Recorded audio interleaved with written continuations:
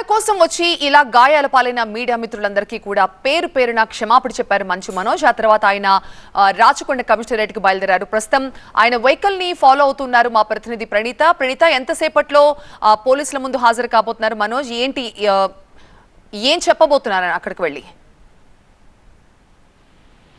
అయితే నిన్న రాచకొండ పోలీసులు ఇచ్చినటువంటి నోటీసులకి వివరణ ఇచ్చేందుకు జల్పల్లి నివాసం నుండి మనోజ్ మేనేజ్మెంట్ లో ఉన్నటువంటి కమిషనర్ కార్యాలయానికి బయలుదేరారు. సో ప్రెసిడెంట్ విజువల్స్ మనం చూస్తున్నాము. అయితే బయటికి వచ్చే ముందు జర్నలిస్టులు తెలుపుతున్నటువంటి ఆందోళనకు మద్దతుగా మంచు మనోజ్ సైతం తన మద్దతు ప్రకటించారు. తన కుటుంబ సభ్యులు అంటే తన అన్న చేసినటువంటి వీరంగం జర్నలిస్టుల పైన దాడికి పాల్పడినటువంటి విధానానికి వారి తరఫున తాను క్షమాపణలు చెప్తున్నట్టు మంచు మనోజ్ తో మాట్లాడారు.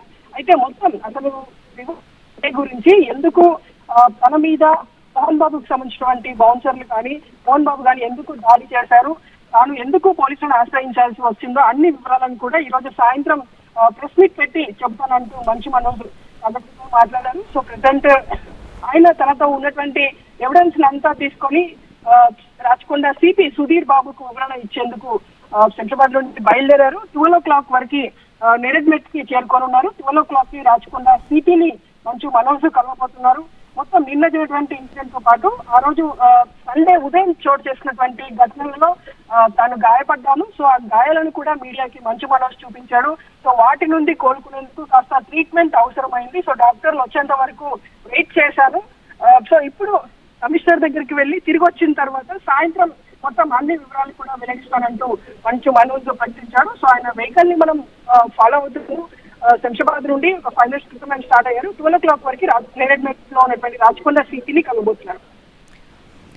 రైట్ ప్రణీత, మరి కాసేపట్లో సిపి ముందు హాజరు కాబోతున్నారు మనోజ్. నిన్నటి ఘటన తర్వాత పోలీసుల విచారణకు హాజరు కావాలంటూ మనోజ్ కి అలాగే మోహన్ బాబుకు సైతం పోలీసులు నోటీసులు ఇచ్చారు. సో విచారణ కోసం రాచకొండ కమిషనరేట్ కు బయలుదేరారు మంచు మనోజ్. బయలుదేరే ముందు మీడియాతో మాట్లాడారు.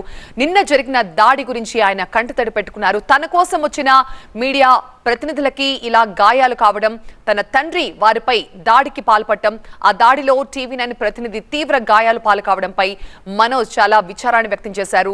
జర్నలిస్టుల కుటుంబాలకు తాను ఎప్పుడూ అండగా ఉంటాను, ఏ సహాయం కావాల్సినా కూడా ఒక్క ఫోన్ కాల్ దూరంలో ఉంటాను, దయచేసి నన్ను క్షమించండి, మా నాన్న తరపున నేను క్షమాపణ అడుగుతున్నాను అంటూ ఆయన కన్నీటి పర్యంతమయ్యారు.